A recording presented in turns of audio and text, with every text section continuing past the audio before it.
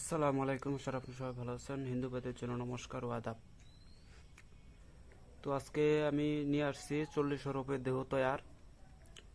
মুসলমানের যে 40টা হরফ আছে, এই 40 হরফে মানব দেহের কোন হরফে কোন জিনিসটা হইল বা কোন হরফ মানব দেহের কোন জায়গায় আছে সে সম্পর্কে আজকে বলবো পূর্ণাঙ্গভাবে বলবো। এটা যদি কারো মুখস্থ রাখতে পারে, হ্যাঁ, তাহলে তার শরীর বনের কোনো প্রয়োজন নাই, তার ভয় ভীতির কোনো প্রয়োজন নাই, মানে একদম সে নিরাপদ, তার কোনো বন্ধনের কোনো প্রশ্নই আসে না। এটা যদি কারো মানে মুখস্থ থাকে, নিজের শরীরে পইরা ফুক দিতে হবে না, শুধুমাত্র মুখস্থ রাখলেই তার কেউ একটা চুলো বাঁকা করতে পারবে না। এমনও কিছু মন্ত্র, এমনও কিছু তদবির আছে যেগুলা যদি কোনো ব্যক্তি মুখস্থ রাখে তাহলে তার একটা চুল বাঁকা করার ক্ষমতা কারো থাকে না। কিন্তু ওইসব জিনিস কখনো ইউটিউবে কেউ দিবেও না, আর ওইসব জিনিস কেউ কাউকে এত সহজে বাতাবে না, বলে দিবে না। আজকে আমি নিয়ে আসছি 40 হরফের দেহ তৈয়ার। আপনারা জানেন যে কোরআন শরীফে 29টা হরফ আছে। হ্যাঁ, 29টা হরফ আছে। এখন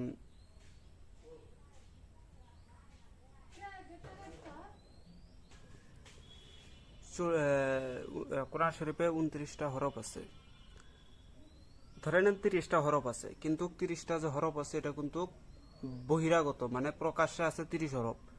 বাকি 10 হরফ কিন্তু আছে অদৃশ্যভাবে বা গায়েবীভাবে, যেটা একমাত্র মানব বডির ভিতরেই আছে। সেটা পাতার কোরআনের ভিতরে কখনো পাবেন না। পাতার কোরআনের ভিতরে 10টা হরফ নাই, আর মানব বডির ভিতরে 10টা হরফ আছে। এই জন্য বলা হয়েছে 40 হরফের দেহ তৈয়ার, মানে 40টা হরফ দিয়ে মানব দেহ তৈয়ার হয়েছে। আর কোরআন শরীফ বা যে কোনো আয়াত গ্রন্থ যেগুলো তৈয়ার হয়েছে সেগুলো হচ্ছে 29 হরফ বা 30 হরফে। 30টা হরফ এখন বলে 29টা হরফ, যেহেতু ডিজিটাল যুগ। তো যাই হোক, অনেক কিছু পরিবর্তন হয়ে গেছে কোরআন শরীফের। কোরআন শরীফ এখন আগের কোরআন শরীফ আর নাই। ফোন দিতেছে। কোরআন শরীফ এখন আর আগের কোরআন শরীফ নাই। এখানে অনেক ভুল ভ্রান্তি আছে। যেমন ধরেন একটা ভুল আমি দেখায় দেই।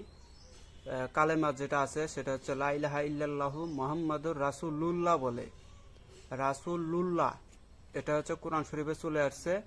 আসলে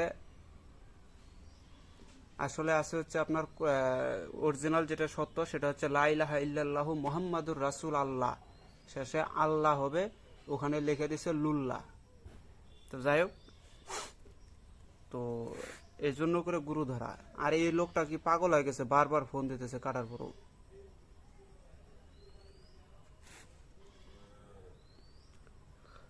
তো যাই হোক, আমি সেটা বলতেছি, আপনারা শোনেন। 40 হরফের 30 হরফে কোরআন তৈয়ার, 40 হরফে দেহজারি। এই নাম্বারটা ব্ল্যাক লিস্টে রাখতে হবে, দাঁড়ান।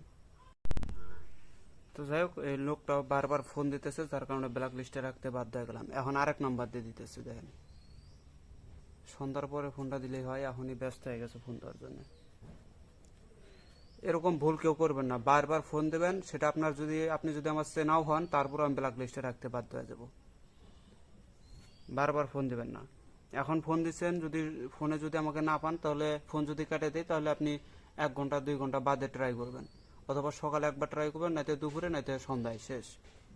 বারবার ফোন দিলে বলে ব্ল্যাক লিস্টে রেখে দেবো। তো দেখ, শুনেন।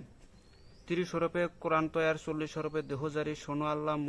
শোনো আল্লাহর বান্দা মনো দিয়া, আলিফেতে নাক হইল, বা হরফে মুখ তৈয়ার, তা হরফে তালু পয়দা, সা হরফে চোখ হইল, জিন হরফে জিব্বা হইল, হা হরফে হাড়ের গঠন, খ হরফে শিরের খুঁটি, দাল হরফে দন্ত হইল, জালে জন খোদা তৈয়ার, র হরফে রোগ হইল, যা হরফে হয়জে সানা, সিন হরফে সিনা, শিন হরফে কণ্ঠ হইতে গলা তরি, সোয়াত দোয়াত 2 হাত, ত জ আদমে 2টি তন, আইন গইন গোস্ত গরদান, ফা হরফে ফ্যাপসা বানান, ছোট কাপ কলিজায় বসান, ছোট কাপে কলিজা তৈয়ার, বড় কাপ কলব জারি, লামে লাম মোকাম হইতে মিম, মিমে মহাব্বত লাগায়।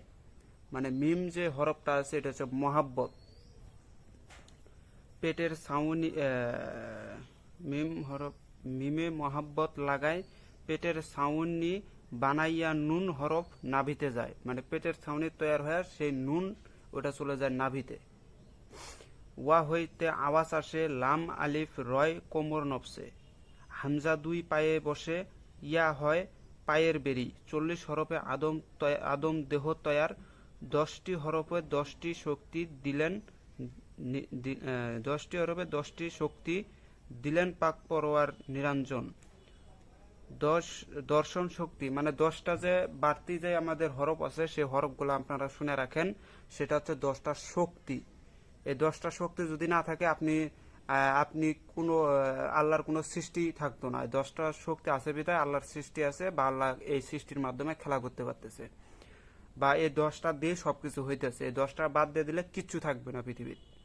তো সেই 10টা কি কি আপনারা শুনে যান। এটা আমি কবিরাজ মনির হোসেন চ্যানেলের ভিতরে দিয়েছিলাম, কিন্তু পূর্ণাঙ্গটা দেই নাই। আমি এই ফকিরি বিদ্যা মন্ত্র চ্যানেলে পূর্ণাঙ্গটা দিয়ে দিতেছি, শুনেন। দর্শন শক্তি, শ্রবণ শক্তি, ঘ্রাণ শক্তি আর সাধন, বাক শক্তি আর বিবেক শক্তি, ধরন শক্তি আর চলন শক্তি, বলন শক্তি, আমি মনির ভেবে বলি ইচ্ছা শক্তি, এশকের ডুরি, 40 হরফে আদম তৈয়ার করলেন পাক পরোয়ার, 40 হরফে আমার দেহ বাদলাম কলবে, আর রাখলাম আল্লাহ আলী নূর মোহাম্মদ, মা ফাতামাকে রাখলাম কণ্ঠপুরে, হাসান হুসেন রাখলাম আমার ডাইনে বায়ে, যদি আমার এই বন্ধ ছুটে দোহাই লাগে লা ইলাহা ইল্লাল্লাহ মুহাম্মদ রাসূলুল্লাহ। এটা সে যদি কেউ মুখস্থ রাখতে পারেন তাহলে তো আপনাকে কেউ সবাই ফকির বলে মানবে, আর যদি কোনো পীরের আমার ভিডিও দেখে থাকেন তাহলে তাকে পীর বলে মানবে।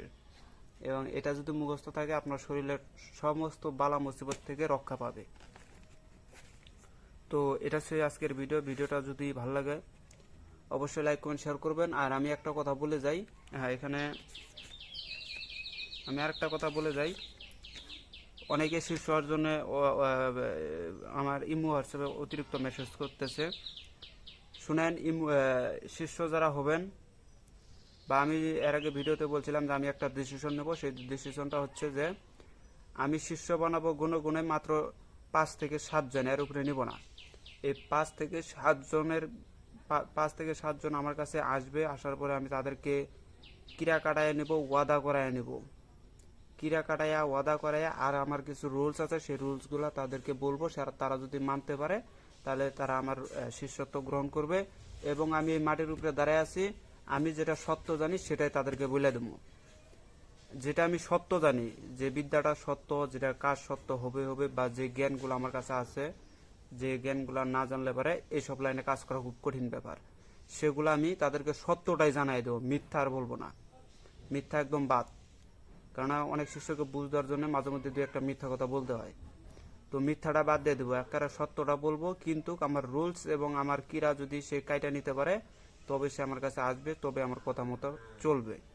আমি যদি বসে এখানে বসে থাকো তাহলে তাকে বসে থাকতে হবে। আমি যদি বলি এখান থেকে তোমাকে সারাদিন রাত দিন 24 ঘন্টা এক জায়গায় বসে বা দাঁড়ায় থাকতে হবে, ওকে ওই জায়গাতেই থাকতে হবে, তাহলে আমি তাকে নিব। তাহলে আমি তাকে আমার খাঁটি বিদ্যাগুলো তাদেরকে শিখিয়ে দেবো। এসব মনে করেন যে ইউটিউবে যত রকমের বিদ্যা দিচ্ছি এগুলো তো সাধারণ বিদ্যা, অরিজিনাল বিদ্যা তো ইউটিউবে দেওয়া সম্পূর্ণরূপে নিষেধ বা দেওয়া সম্ভব না। এগুলা কতগুলা থাকে বংশগতভাবে, যেগুলা ইউটিউবে ছাড়া নিষেধ। আর যদিও কোনো গুরু কোনো শিষ্যকে শিক্ষা দেয় অবশ্যই তার গায়ে ওয়াদাবদ্ধ এবং কিরা কাটায়া তারপরে দেয়। তো যাই হোক, সবাই যদি ভিডিও ভালো লাগে অবশ্যই লাইক কমেন্ট শেয়ার করে পাশে থাকবেন। ধন্যবাদ।